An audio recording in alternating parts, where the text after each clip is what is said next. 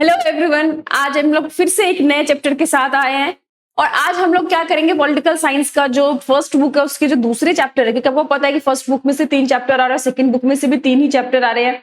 तो एक chapter already हम लोग अपलोड कर चुकी हूँ वीडियो में, आप लोगों ने देख भी लिया आई होप। और आज हम फर्स्ट बुक के सेकेंड चैप्टर का नाम है south Asia and the contemporary world. तो चलिए स्टार्ट करते हैं। उसके हम पहले चैप्टर को समझना बहुत इंपॉर्टेंट। बहुत से बच्चे कहते हैं बस मैं इंपॉर्टेंट क्वेश्चन अपलोड कीजिए। बेटा देखिए, इंपॉर्टेंट क्वेश्चन तो आप लोग वैसे भी कर लोगे जब आपके चैप्टर्स क्लियर होंगे। तो पहले मैंने बताया, और अच्छा खासा आपके पास टाइम भी है, तो पहले कोशिश क्या करो, शुरू के जो 4-5 दिन है उसमें सारे चैप्टर सारे कंसेप्ट क्लियर कर लो। उसके बाद इंपॉर्टेंट क्वेश्चन मैंने ऑलरेडी आप लोगों को दे रखे, उसके जो आंसर्स है वो आप लोगों को मैं प्रोवाइड बहुत जल्दी करा दूंगी। तो चैप्टर को पढ़ो समझो, वो बहुत ज्यादा इंपॉर्टेंट रेदर देन कि आप लोग सीधा क्वेश्चन पे भागते हैं। तो चलिए स्टार्ट करते हैं हम लोग चैप्टर, ठीक है। तो चैप्टर का नाम है south Asia and the contemporary world. तो सबसे पहले आपको पता होना चाहिए कि साउथ एशिया है क्या। देखिए, साउथ एशिया जो है स्टार्टिंग में पॉलिटिक्स में इतना इंपॉर्टेंस नहीं था, लेकिन जब इंडिया और पाकिस्तान दोनों ने ही परमाणु परीक्षण के उसके बाद जो है बहुत ही ज्यादा, मतलब साउथ एशिया जो है बहुत ज्यादा, मतलब एक तरह से हॉट पॉइंट बन गया और उसमें सभी बातें करने लगे। तो लेकिन यहाँ पे साउथ एशियन के देशों में बहुत सारी प्रॉब्लम थी। मैंने बताया यहाँ पे अनएम्प्लॉयमेंट, बेरोजगारी, एक दूसरे से आपस में बनती नहीं थी, साथ ही साथ बॉर्डर डिस्प्यूट है, वाटर शेयरिंग डिस्प्यूट्स है। लेकिन यहाँ पे इतने रिसोर्सेज है कि अगर सभी देश आपस में मिलकर रहे, शांति से रहे, एक दूसरे को ऑपरेट करके रहे, तो शायद यहाँ की जो डेवलपमेंट है बहुत ज्यादा हो सकती है। लेकिन इस बारे में देशों ने अभी तक सोचा नहीं है। तो सबसे पहले स्टार्ट करते हैं साउथ एशिया के जो मेंबर कंट्री है कि अफगानिस्तान, भूटान, बांग्लादेश, इंडिया, पाकिस्तान, श्रीलंका एंड मालदीव। तो ये आपको याद रखना है कि इसमें कौन कौन से देश है। उसके बाद थोड़ा सा फीचर्स पढ़ लेते हैं साउथ एशिया के बारे में कि साउथ एशिया के जो फीचर है नेचुरली जो है बहुत ज्यादा डिफरेंसेस है।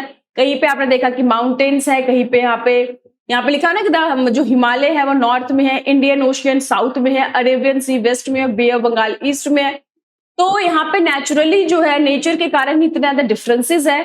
साथ ही साथ यहाँ की बाउंड्रीज को बात करते लिखा है boundaries of the region are not clear in the east and west. East and west में जो आपस में देश रहते हैं उनके बीच बाउंड्री बहुत ज्यादा डिस्प्यूट है, कभी भी मतलब बॉर्डर के लिए लड़ाई होती रहती है। और नॉर्थ और साउथ में जो है बेसिकली जो प्रॉब्लम इतनी ज्यादा नहीं है। साथ ही साथ इन देशों के अंदर जो पॉलिटिकली है वो बहुत ज्यादा डिफरेंसेस है, कहीं पे डेमोक्रेसी है, कहीं पे डिक्टेटरशिप है, कहीं पे मिलिट्री रूल कर रही है। तो जिसके कारण जो है यहाँ पे काफी ज्यादा डिफरेंसेस देखने को मिल गए। साथ ही साथ अगर हम बात करें, आपने देखा कि नेचुरली काफी ज्यादा डिफरेंसेस होने के कारण के लिंग्विस्टिक जो लैंग्वेज है, कल्चरल है, ये सारे बहुत ज्यादा डिफरेंस यहाँ पे देखने को मिला है। तो ये साउथ एशिया जो है पहले है क्या, उनके फीचर्स 3-4 आपको पता होना चाहिए। तो अब हम स्टार्ट करते हैं। देखो कि हर एक देश की बात करें, इसके अंदर जो भी देश आते हैं, इंडिया और श्रीलंका 2 ऐसे देश है कि जहां पर सिंस इंडिपेंडेंस यानी कि आजादी से लेकर, भारत को आजादी कब मिली थी सभी जानते हैं 1947 में। उसके नेक्स्ट ईयर ही श्रीलंका को भी आजादी मिल गई थी, उसका नाम सिलोन था, पता होगा पहले के नाम। तो दोनों को ही आजादी मिल गई थी ऑलमोस्ट एक ही टाइम पे 47-48 में। तो इन देशों में से केवल 2 ही ऐसे देश है जहां पे आजादी से लेकर अब तक सक्सेसफुली डेमोक्रेसी वहां पे चल रही है। बाकी अगर देशों की बात करें तो पाकिस्तान और बांग्लादेश, जहां पे सिविलियन रूल और वहां पे मिलिट्री रूल दोनों ही वहां पे देखने को मिला है। जो नेपाल है वहां काफी टाइम तक जो था बेसिकली मोनार्की था। उसके बाद 2006 में काफी ज्यादा लेवल पे मास मूवमेंट हुए, बहुत ज्यादा सरकार के अगेंस्ट, सरकार यानी कि यहाँ पे जो रूलर थे उनके अगेंस्ट प्रोटेस्ट हुए, तब जाके फाइनली डेमोक्रेसी वहां पे आई। मालदीव 1967 तक जो सल्तनत थे वहां पे, लेकिन वही राजा ने बेसिकली वहां पे मल्टी पार्टी सिस्टम के हिसाब से वहां पे डेमोक्रेसी लेकर आए। जो मालदीव डेमोक्रेटिक पार्टीज है वो वहां पर उनका काफी ज्यादा डोमिनेंस है। तो यहाँ पे ये सब चीजें जो है हर एक देश के अंदर अलग पॉलिटिकल डिफरेंसेस देखा गया है। लेकिन सभी देशों में ये देखा गया, अभी पीछे सर्वे किया गया था, तो हर एक देश की जो जनता है वो बेसिकली डेमोक्रेसी को पसंद करती है। डेमोक्रेसी को बेस्ट फॉर्म ऑफ गवर्नमेंट कहा जाता है। और हर एक जनता की एस्पिरेशन होती है कि देश को डेमोक्रेटिक मैनर में चलाया जाए, क्योंकि डेमोक्रेसी होगी तो जनता को कुछ अधिकार मिलेंगे।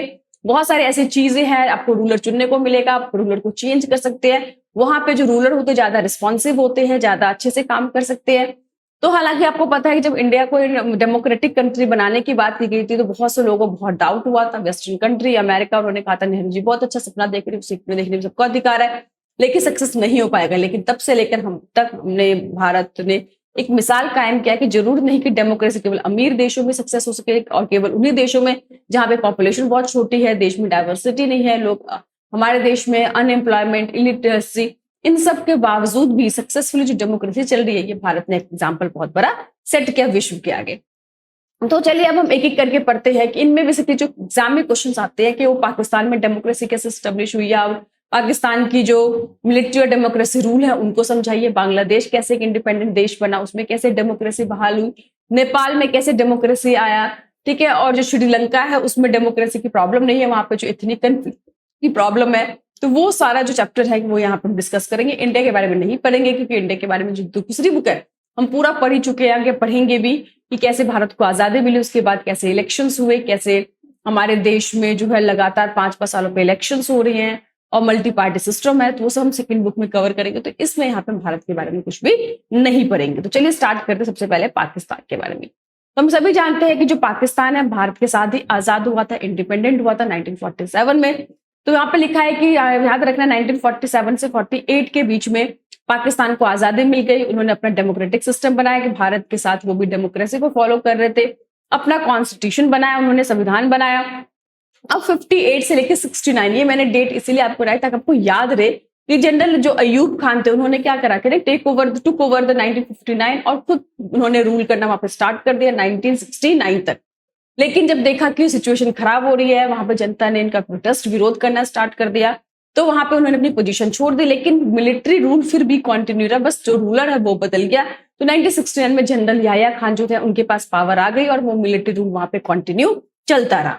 तो अब 1971 से लेकर 71 की बात करें तो आपको ही पता होना चाहिए 1971 में जो पाकिस्तान से इंडिपेंडेंट होके अलग एक देश बांग्लादेश बना था, जिसके कारण जो जनरल याह्या खान थे उनकी काफी ज्यादा प्रॉब्लम हुई थी, बहुत ज्यादा उनको दिक्कत का सामना करना पड़ा था। लेकिन 1971 eastern Pakistan broke away and Bangladesh got independence. So after Bangladesh independence होने के बाद देखा ना पाकिस्तान स्टार्टेड डेमोक्रेसी अगेन।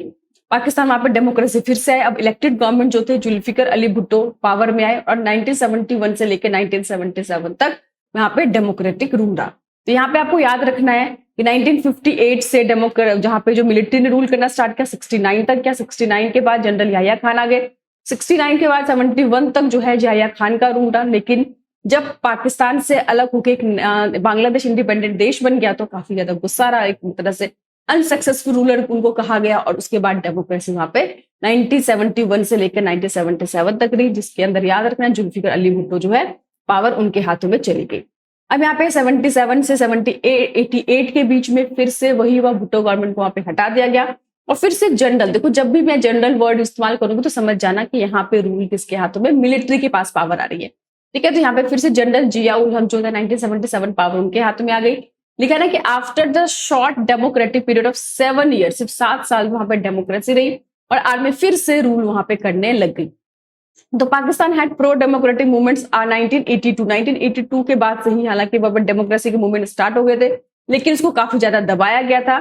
और यहाँ पे देखिए 1988 डेमोक्रेटिक गवर्नमेंट फिर से दोबारा से 1988 से लेकर 1999 तक डेमोक्रेटिक गवर्नमेंट फिर से दोबारा से यहाँ पर आई और इस बार बेनजीर भुट्टो जो है वो इलेक्टेड गवर्नमेंट उनके पास पावर है। फिर से 1999 से लेकर हम बात करें तो फिर से वहां पे आपने देखा 1999 में कारगिल वॉर हुआ था। कारगिल वॉर के बाद उस टाइम के जो प्राइम मिनिस्टर परवेज मुशर्रफ थे, जो नवाज शरीफ थे, उनको जो है पोस्ट से हटा दिया गया और फिर से एक बार जो पावर है किसके हाथों में आ गई, मिलिट्री के हाथों में आ गई और जनरल परवेज मुशर्रफ जो है खुद को उन्होंने वहां पे क्या कहते हैं रूलर स्टैब्लिश कर दिया। तो लिखा इन 2001 में general Pervez Musharraf elected himself as a president और फिर से आर्मी रूल। यहाँ पे देखा आपने कि किस तरह से बार बार आर्मी क्या कर रही है, जो इलेक्टेड गवर्नमेंट उसको ओवरथ्रो यानी कि हटा रही है और खुद को अपने आप को वहां पे इलेक्ट करके प्रेसिडेंट रूल चला रही है। तो आर्मी किस तरह से मतलब काफी टाइम तक वो मतलब डोमिनेटेड है पॉलिटिक्स में, हम ये देख सकते हैं। तो यहाँ पे आपने देखा कि उसके बाद 2008 से टिल डेट बात करें तो वहां पे डेमोक्रेसी है 2008 से लेके, लेकिन अभी इमरान खान की सरकार का आपको फिर से देखा होगा कि हटा दिया गया है। तो यहाँ पे जो है डेमोक्रेसी गवर्नमेंट बनती भी है तो देखिए यहाँ पे ज्यादा सक्सेसफुल नहीं रहती है क्योंकि मिलिट्री का बहुत ज्यादा डोमिनेंस है। और आगे हम पढ़ेंगे भी आखिर मिलिट्री इतनी ज्यादा क्यों डोमिनेटेड है, मतलब भारत के साथ ही वो इंडिपेंडेंट हुआ था लेकिन भारत तब से लेकर आज तक एक इंडिपेंडेंट देश है, वहां पे डेमोक्रेसी सक्सेसफुल चल रही है, हर पासा के बाद इलेक्शंस होते हैं, मल्टी पार्टी सिस्टम है, लेकिन आखिर पाकिस्तान जो है वो डेमोक्रेसी को क्यों नहीं कंटिन्यू रख पाया। तो इसका आंसर भी आगे हम पढ़ेंगे। तो क्वेश्चन यहाँ पे ध्यान रखना कि यहाँ पे जब भी आपको लाइट कलर जो दिख रहा है वो डेमोक्रेसी को दिखा रहा है और दूसरा जो कलर है वहां पे आर्मी रूल को दिखा रहा है, ठीक है। अब यहाँ पे कह रहा था military and democracy in Pakistan, तो यहाँ पे सही है कि आफ्टर पाकिस्तान फ्रेम्ड इट्स, जो मैंने ऊपर आपको टेबल दिखाया उसी को यहाँ पे समझाने की कोशिश की गई है कि जब पाकिस्तान एक इंडिपेंडेंट देश बना, खुद का कॉन्स्टिट्यूशन बना, तो जनरल जो अयूब खान थे खुद को उन्होंने क्या करा, एडमिनिस्ट्रेशन ऑफ द कंट्री खुद को उन्होंने वहां पे इलेक्ट कर लिया। लिखा है when popular dissatisfaction against his rule, जब उनके खिलाफ जो है बेसिकली प्रोटेस्ट स्टार्ट हो गए, जनता उनके खिलाफ आ गई, तो मिलिट्री ने क्या करा, अपने आप को तो वहां से अपनी कुर्सी से हटा दिया, लेकिन मिलिट्री जो है वहां पे रूल करती रही और पावर किसके हाथों में आ गई, जनरल याहिया खान के हाथों में। फिर 1971 में जब पाकिस्तान से हटकर एक बांग्लादेश इंडिपेंडेंट देश बना, तो उसके बाद फिर से जनरल याहिया खान को हटा दिया गया और इलेक्टेड गवर्नमेंट जो इतने टाइम के बाद से आई, जनरल जो बताया ना कि जुल्फिकर अली भुट्टो 1971 से 77 तक पावर में रहे। फिर 1977 में पावर से उनको हटा दिया गया, जिया उल हक को वहां पे फिर से गवर्नमेंट पावर उनके हाथों में आ गई। उसके बाद डेमोक्रेटिक गवर्नमेंट जो है वहां पे कुछ टाइम के लिए फिर से स्टैब्लिश हुई 1988 से 1999 तक। फिर 1999 में जो इलेक्टेड गवर्नमेंट नवाज शरीफ को हटाकर जनरल परवेज मुशर्रफ जी खुद थे, खुद को उन्होंने अपना वहां पे रूल स्टैब्लिश कर दिया। तो तब से लेके वहां पे जो है काफी टाइम तक जो परवेज मुशर्रफ रहे, उसके बाद देखिए अपने इमरान खान बेसिकली कहते हैं कि वहां पे इलेक्टेड गवर्नमेंट थे, अब इमरान खान को भी हटा दिया गया। तो किस तरह से जो पॉलिटिक्स है वहां पे अनस्टेबल है, मिलिट्री जो है कितना डोमिनेटेड है, ऐसा क्यों होता है वहां पे। तो ये क्वेश्चन बहुत इंपॉर्टेंट है, को इंपॉर्टेंट मार्क कर लीजिएगा। Factor which are responsible to failure stable democracy in Pakistan, की आखिर वो कौन कौन से फैक्टर्स है, वो कौन कौन से रीजन है जिसके कारण वहां पे जो सक्सेसफुली स्टेबल डेमोक्रेसी जो है पाकिस्तान में नहीं बन पाई है। सबसे पहला रीजन है कि सोशल डोमिनेंस ऑफ मिलिट्री का बहुत ज्यादा डोमिनेंस है, लैंड बड़े बड़े ओनर है, क्लर्जी है जिसको हम क्या बोलते हैं जो धर्म गुरु है, इन लोगों का वहां पे बहुत ज्यादा मतलब डोमिनेंस होने के कारण जो वहां पे इलेक्टेड गवर्नमेंट है वो सक्सेसफुली वहां पे काम नहीं कर पाते। दूसरा, इंडिया पाकिस्तान का जो कन्फ्लिक्ट है, कहीं ना कहीं ये भी बहुत बड़ा रीजन है कि माना जाता है जैसे नवाज शरीफ के ऊपर इल्जाम लगाया गया था, अगर वो कारगिल हार गए थे तो भैया देश का जो प्राइम मिनिस्टर वो बिका हुआ है, इस तरह के इल्जाम उनके ऊपर लगाया गया था। तो कहते हैं कि अगर इंडिया पाकिस्तान के जो संबंध के कारण जरूरी है कि मिलिट्री के हाथ में पावर रहे और भारत से जो रक्षा पाकिस्तान कर सकती है वो आर्मी ही कर सकती है, तो इसीलिए बार बार उनको इलेक्टेड गवर्नमेंट को हटाकर वो मिलिट्री रूल लगा देते। तीसरा, मैंने बताया कि इंटरनेशनल सपोर्ट, लेकिन lack of the genuine international support, ये जो अमेरिका या वेस्टर्न कंट्रीज है वो बेसिकली अपने हिसाब से चाहते हैं कि वहां पे मिलिट्री रूल करे ताकि अपनी बातों को इजीली मनवा सके। साथ ही साथ वो चाहते हैं कि भाई पाकिस्तान जो है वो परमाणु शक्ति संपन्न देश है और जो वहां पे टेररिज्म आपको पता है कि बहुत ज्यादा समस्या है, तो कहीं जो परमाणु शक्ति है वो किसी टेररिस्ट ग्रुप के हाथों में ना लग जाए, तो इसीलिए कहा जाता है कि मिलिट्री जो है वही देश की रक्षा कर सकती है। और ऐसे लोगों के मन में मेंटालिटी उन्होंने बिठा दी है, जिसके कारण इलेक्टेड गवर्नमेंट को हटा दिया जाता है और बार बार जो मिलिट्री है वो अपना रूल स्टैब्लिश कर लेती है। तो आई होप आपको समझ में आ गया। बस डेट याद रखना कब कब मिलिट्री रूल रहा और कब कब यहाँ पर डेमोक्रेटिक गवर्नमेंट जो है चुनकर आई थी, बट बहुत ही शॉर्ट टर्म के लिए बेसिकली वो आई थी। तो ये पूरा पाकिस्तान के लिए इंपॉर्टेंट टॉपिक है। नेक्स्ट बात करते हैं बांग्लादेश की। देखिए बांग्लादेश का 1947 से लेकर 1971 तो कोई अस्तित्व ही नहीं था बांग्लादेश का, क्योंकि वो पाकिस्तान का ही हिस्सा था। लेकिन जो है लेकिन अब हिस्सा था, the region was dominated by western Pakistan. ये जो एरिया था, अगर ब्रिटिश भारत की बात करें तो जो असम है, आपको याद होगा कि असम और जो वेस्ट बंगाल तो बंगाल का एरिया था, उनको हटाकर जो है वो ईस्ट पाकिस्तान बनाया गया था। और यहाँ पे जो कल्चर वगैरह थे वो ज्यादा बंगाली ही थे, लेकिन पूरे पाकिस्तान में जो डोमिनेंस था वो वेस्टर्न पाकिस्तान का था, उनके कल्चर का, उनके लैंग्वेज का। यहाँ के ईस्टर्न पाकिस्तान के लोगों को दबाया जाता था, उनके लैंग्वेज को हमेशा मतलब चाहते थे कि वहां पे उर्दू इम्पोज किया जाए। तो ये लिखा ना, the region was very been dominated by the western Pakistan. Western Pakistan का बहुत ज्यादा डोमिनेंस था और लिखा ना, western Pakistan had been unfair to people and impose Urdu language. ठीक है, जबरदस्ती उन पे जो है उर्दू इम्पोज किया जा रहा था। इनको पॉलिटिकली जो है, जो ईस्ट पाकिस्तान है, पॉलिटिकली को कोई कंट्रीब्यूशन नहीं था, ना वो इलेक्शन लड़ सकते थे, एडमिनिस्ट्रेशन में कोई हिस्सा नहीं था। तो धीरे धीरे यहाँ से भी आवाज उठने लगी कि भैया उनको भी एडमिनिस्ट्रेशन में हिस्सा चाहिए, वो भी चाहते थे कि हमारे देश की सरकार चलाने में एक इंपॉर्टेंट रोल हो। समझ में आया? तो आफ्टर इंडिपेंडेंस जो है वो उनके साथ जो ट्रीटमेंट इतना बुरा हुआ, तो धीरे धीरे जो है एक मूवमेंट मतलब तैयार होने लगा। और इस पूरे मूवमेंट जो प्रोटेस्ट था, यानी कि जो एक आवाज उठी थी इंडिपेंडेंस की, आजादी की, वो चाहते थे कि हमको भी इक्वालिटी का दर्जा दिया, और इक्वालिटी नहीं मिलता है तो हमको क्या करते जाए, अलग से एक नेशन बना दिया जाए। समझ में आए? तो यहाँ पे धीरे धीरे जो प्रोटेस्ट है वो याद रखना आपको कि आपकी फोटो दिख रही होगी कि इनको प्रोटेस्ट को लेड किसने कहता है, शेख मुजीबुर रहमान ने। समझ आए? क्या चाहते थे, ऑटोनॉमी चाहते थे, यानी कि आजादी चाहते थे। तो 1970 के इलेक्शन हुआ और जितने भी ईस्ट पाकिस्तान के जो सीट थी सभी पे इनको क्या मिली, जीत मिली। और इस कारण से वो पूरा पाकिस्तान में ये क्या हुआ, चुनकर एक तरह से आने लगे, पावर इनके हाथों में आ गई। ये देखकर जो वेस्टर्न पाकिस्तान के जो भी लोग थे उस टाइम पे, जो जनरल रूल चल रहा था, मैंने बताया ना जनरल याह्या खान उस टाइम पे रूलर थे, उन्होंने इस चीज को बुरी तरह से देने से उनको पावर मना कर दिया और पूरे जो भी मूवमेंट था उसको सप्रेस करने की उन्होंने कोशिश की। और इसके कारण से बहुत जो जनरल मुजीबुर रहमान थे उनको अरेस्ट कर लिया। अब सोचिए इतने पॉपुलर नेता है जिनको पूरे ईस्ट पाकिस्तान में जितनी भी सीट थी सभी सीटों पे उनको मतलब विजय मिली है, जीत मिली है, और ऐसे में आप उनको पकड़ कर आप जेल में डाल दोगे, सीधी सी बात है, पावर देने के बजाय। तो जो उनके सपोर्टर्स है वो रास्ते पे आ गए और उन्हें जनरल याह्या खान ने खुली छूट दे दी आर्मी को, भैया इस मूवमेंट को आपको दबाना है। जिसके कारण लेकिन 1000 ऑफ पीपल जो killed by the Pakistan army, बहुत सारे लोगों को बुरी तरह से मारा गया, जिसके कारण लोगों को गुस्सा बहुत ज्यादा आ गया और बहुत सारे लोग जो है माइग्रेट होकर इंडिया भाग रहे थे। अब इंडिया में प्रॉब्लम आएगी तो सीधी सी बात है इंडिया को तो इंटरवेंट करना ही पड़ेगा ना। सो कह रहे with support of Indian support 1970 में बांग्लादेश को आजादी मिल गई। बहुत ही अच्छी जीत मिली इसमें भारत को, और हम कह सकते हैं कि भारत अगर नहीं साथ देता तो शायद बांग्लादेश कभी इंडिपेंडेंट देश भी नहीं बन पाता। चलिए यहाँ पे तो जब एक इंडिपेंडेंट देश तो बन गया। अब इंडिपेंडेंट देश बना तो सबसे पहले तो क्या होगा कि अपने जो 1975 में मुजीबुर रहमान ने क्या करा, कमेंटमेंट उन्होंने अपना कॉन्स्टिट्यूशन बनाया 1971 के बाद, जिसमें उन्होंने कहा कि भैया जो बांग्लादेश है वो भी सेकुलर है, सोशलिज्म है, ठीक है। इस तरह से उन्होंने क्या करा कि अपना कॉन्स्टिट्यूशन बनाया। लेकिन जैसे ही का टाइम बीता 1975 आते आते शेख मुजीबुर रहमान ने क्या करा, बेसिकली जो कॉन्स्टिट्यूशन में अमेंडमेंट कर दिया, जो पार्लियामेंट्री फॉर्म से उन्होंने प्रेसिडेंशियल फॉर्म में कर दिया, और साथ ही साथ जितने भी पॉलिटिकल पार्टी थी अपनी पार्टी को छोड़कर, जिसकी पार्टी का नाम था आवामी लीग, उसको छोड़कर बाकी जितने भी ऑपोजिशन की पार्टी थी उसको क्या कर दिया उन्होंने, खत्म कर दिया। और ये बात को देखते हुए लोगों में गुस्सा आ गया, क्योंकि यहाँ पर डेमोक्रेसी लोग चाहते थे। अब तो क्या हुआ, एक ही पार्टी रह गई, ठीक है, और वो भी प्रेसिडेंशियल फॉर्म ऑफ गवर्नमेंट बन गया, इलेक्शन खत्म हो गए। तो यहीं पे लिखा है कि इसके कारण जो है लोगों में थोड़ा गुस्सा आ गया और शेख मुजीबुर रहमान को एसेसिनेटेड, मतलब की हत्या हो गई 1975 में, और पावर फिर से मिलिट्री के हाथों में चले गई। अब न्यू रूलर कौन बन गए, जिया उल रहमान, ठीक है। तो वो कह रहे हैं ना, जिया उल रहमान वाज आल्सो एसेसिनेटेड, उनकी भी हत्या कर दी। पावर जो है लेफ्टिनेंट जनरल एच एम इरशाद के पास चला गया। तब तक जनता जो है काफी ज्यादा फ्रस्ट्रेटेड हो गई थी इस तरह से बार बार जो देश में सिचुएशन थी। तो बड़े सारे मूवमेंट स्टार्ट हुए स्टूडेंट्स मेरा जो है आर्मी रूल के खिलाफ। तो फाइनली 1990 में जो है इनको आजादी मिली और डेमोक्रेसी बांग्लादेश में स्टेब्लिश हुई। तो ये पूरा चैप्टर आपको, ये जो पूरा टॉपिक है कि 1971 से उनकी जो जर्नी स्टार्ट हुई, इंडिपेंडेंट देश बने, और लगभग 20 सालों के बाद उनको बेसिकली डेमोक्रेसी को नसीब हुआ। तो ये आपको याद रखना है। मुजीबुर रहमान बहुत इंपॉर्टेंट, उनके आवामी पार्टी बहुत इंपॉर्टेंट है, ठीक है, और किस तरह से उसके बाद उन्होंने कॉन्स्टिट्यूशन अमेंडमेंट किया, ये सब चीजें आपको अच्छे से लर्न करना है, ठीक है। तो अब हमने बांग्लादेश पढ़ लिया, पाकिस्तान पढ़ लिया, तो नेपाल के बारे में ही पढ़ लेते हैं कि नेपाल में भी बड़ी समस्या थी, मोनार्की थी, यानी कि राजा रानी सिस्टम था वहां पे भी। लेकिन आपको पता है जब आसपास के देशों में, ये एक ऐसा टाइम पीरियड था जब आसपास के देशों में डेमोक्रेसी बहुत तेजी से फैल रही थी।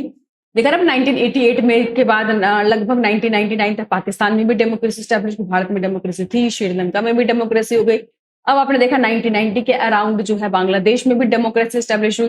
तो आसपास की कहता है ना कि रंग को, मतलब खरबूजा खरबूजे को देखकर रंग बदलता है। तो अगर आसपास जैसी सिचुएशन चल रही है, देश की जनता भी अपनी सरकार से उसी तरह की डिमांड करना स्टार्ट करती है, क्योंकि सबको पता है कि डेमोक्रेसी में जनता को बहुत पावर होता है, अधिकार होता है, और इसीलिए नेपाल में भी जो है एक तरह से डेमोक्रेसी मूवमेंट स्टार्ट हुआ।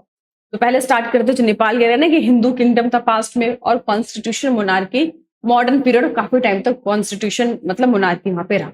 लेकिन वहां पे जो ना जो political parties and common people of Nepal चाहते थे कि जो ये सिस्टम है उसको थोड़ा सा चेंज किया जाए, वो एक रिस्पॉन्सिव गवर्नमेंट चाहते थे, समझ आए। लेकिन जो वहां का राजा था आर्मी की मदद से सारी पावर अपने पास कंट्रोल रखना चाहता था। और 1990 में जब मैंने बताया ना आसपास के देशों में डेमोक्रेसी स्टार्ट हुई, तो यहाँ पे भी जो डेमोक्रेसी की डिमांड उठने लगी। तो इसी कारण से उन्होंने क्या करा कि उन्होंने एक्सेप्ट कर लिया demand for new democracy constitution 1990, जो स्ट्रॉन्ग प्रो डेमोक्रेसी मूवमेंट के साथ स्टार्ट हुआ था, कॉन्स्टिट्यूशनल मोनार्की उन्होंने बना दिया था।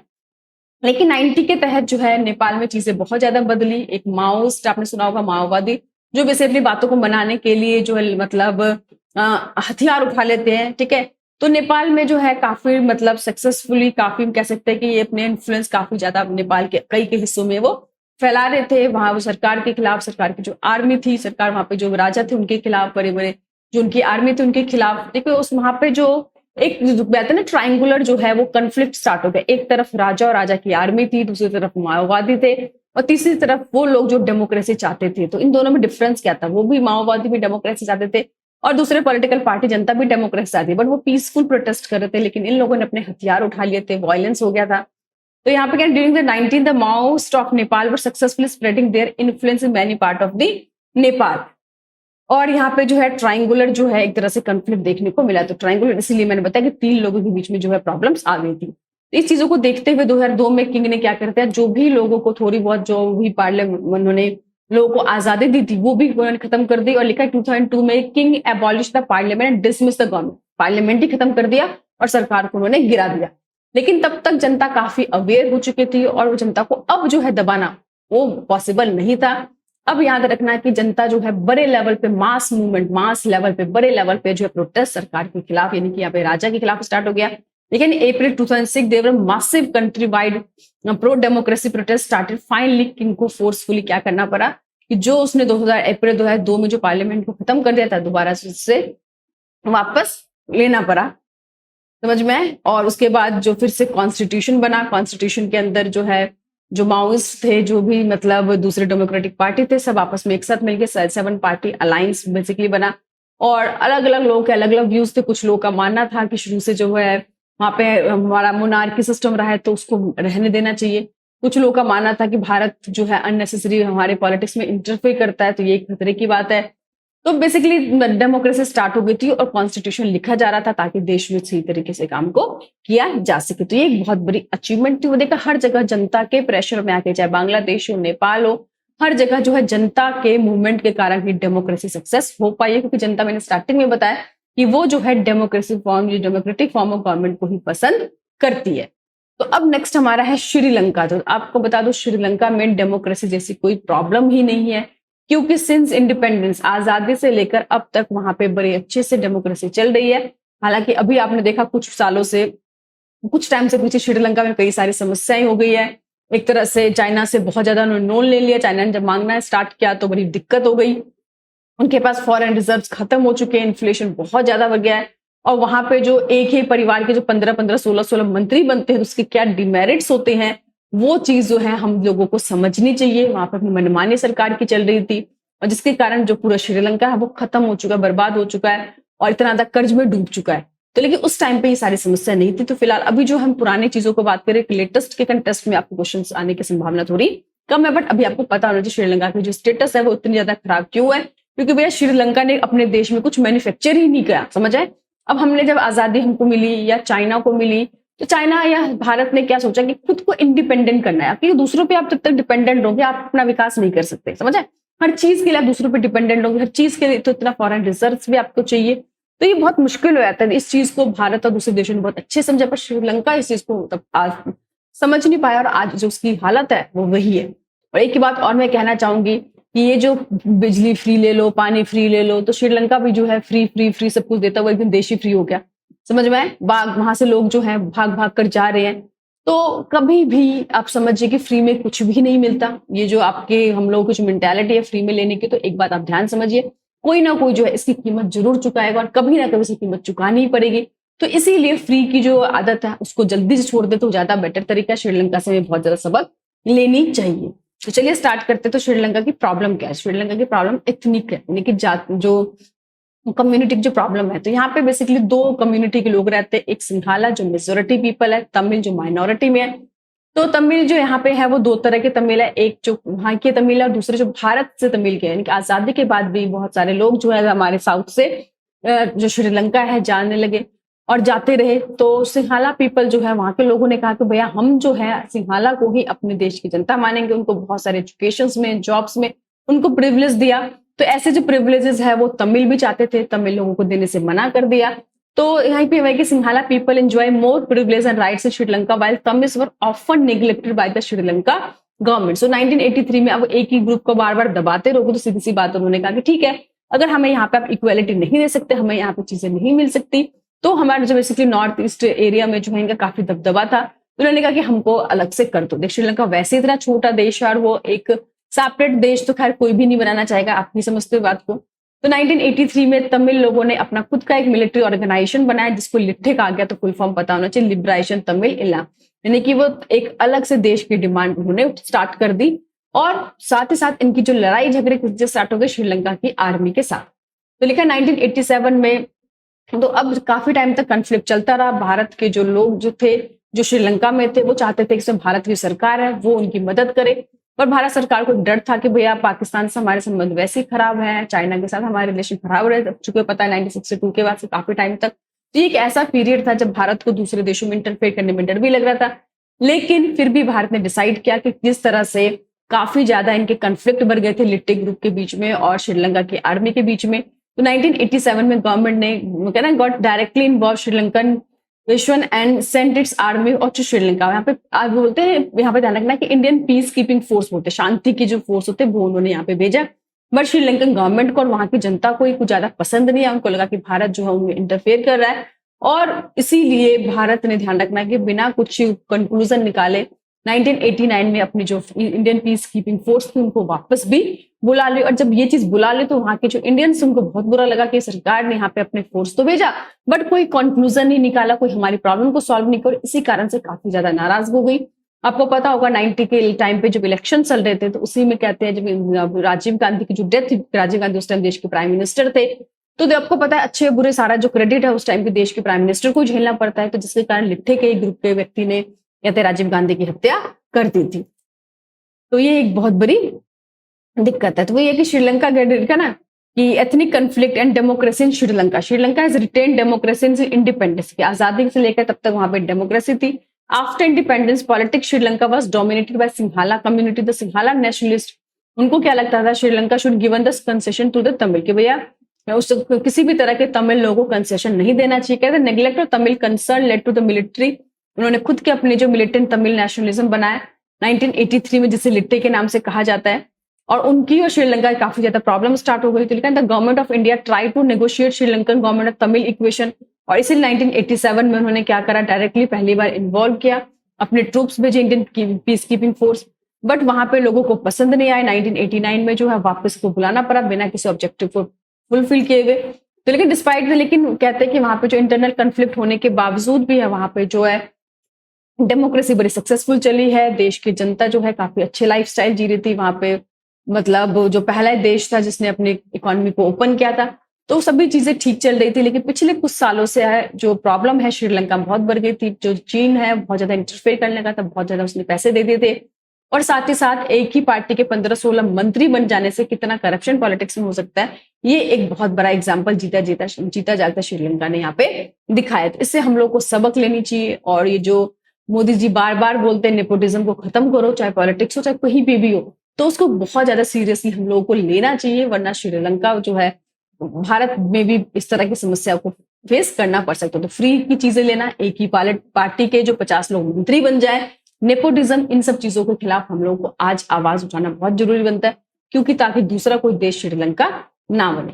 तो आई होप आपको समझ में आ गया होगा। इसमें ज्यादा जो क्वेश्चंस आते हैं वो तो या तो जो श्रीलंका पे क्वेश्चंस आएंगे, या पाकिस्तान में डेमोक्रेसी और किस तरह से मिलिट्री रूल रहा, नेपाल को कैसे डेमोक्रेसी स्टैब्लिश हुई, बांग्लादेश में कैसे स्टैब्लिश हुई, या एक क्वेश्चन और पाकिस्तान के अंदर जो है सक्सेसफुल डेमोक्रेसी क्यों नहीं चल पा रही है, उसके कौन कौन से रीजन है, फैक्टर्स है। तो इतने क्वेश्चंस आपको अच्छे से करना था। आपको टॉपिक समझ में आ गया तो इसके इंपॉर्टेंट क्वेश्चंस आपको आंसर के साथ बहुत जल्दी मिल जाएंगे। तो मैंने पहले भी कहा, अब भी मैं यही कहूंगी, चैप्टर पे फोकस कीजिए, ठीक है। चैप्टर अच्छे से रीड कीजिए, समझ में आइए, क्योंकि अभी आप लोगों को एंट्रेंस एग्जाम भी देना है, तो यहाँ पे चैप्टर्स कवर हो जाएंगे अच्छे से, तो आपको एंट्रेंस के लिए भी यहाँ पे प्रिपरेशन हो जाएगी। इंपॉर्टेंट क्वेश्चंस तो मैंने आपको ऑलरेडी दे दिए, उसके आंसर्स भी मैं दे दूंगी, मगर चैप्टर कवर करेंगे तो आपके जो कंसेप्ट है, मान लो कोई लर्न कवर नहीं भी आए तो भी आप आंसर अपनी तरफ से बनाकर लिख सकते हो। इसलिए पीसफुली बड़ी शांति से चैप्टर्स को पहले कवर करो, फिर इंपॉर्टेंट क्वेश्चन की तरफ भागो। फिर भी कोई दिक्कत हो, प्रॉब्लम हो, आप लोग मुझे कमेंट कर सकते हो।